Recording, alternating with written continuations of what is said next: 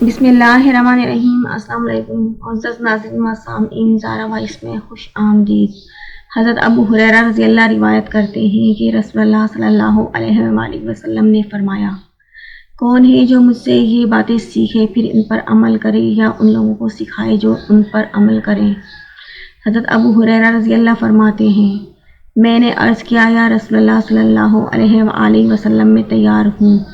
آپ صلی اللہ علیہ وآلہ وسلم نے اپنے ازرائے شفقت میرا ہاتھ اپنے دست مبارک میں لے لیا اور گن کر یہ 5 باتیں ارشاد فرمائیں، حرام سے بچو، تم سب سے بڑے عبادت گزار بن جاؤ گے۔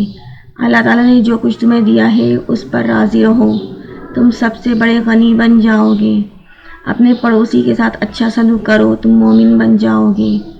جو اپنے لیے پسند کرتے ہو وہیں دوسروں کے لیے بھی پسند کرو، کامل مسلمان بن جاؤ گے۔ زیادہ ہنسا نہ کرو کیونکہ زیادہ ہنسنا دل کو مردہ کرتا ہے۔ رمضی۔